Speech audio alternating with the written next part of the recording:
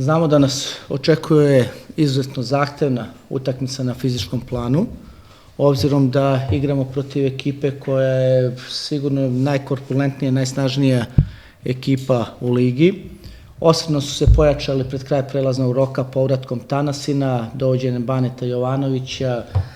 Babića, uz postojeći igrački kadar sa kapitenom Andrejevićem, Čolovićem, Novakovićem čine jednu ozbiljno kvalitetnu ekipu.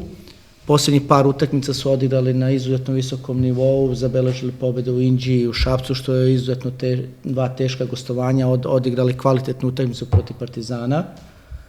A sa druge strane, mi nastavili smo da pružamo dobre partije, u dobrom smo ritmu,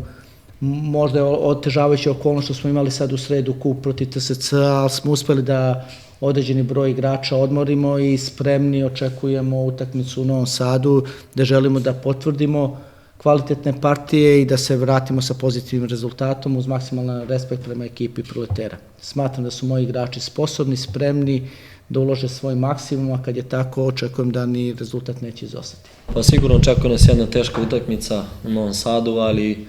ja se nadam ako prikažemo igru kao protiv Rada ovde i u Surdulici, mislim da nema šta da Proletar traži iskreno, jer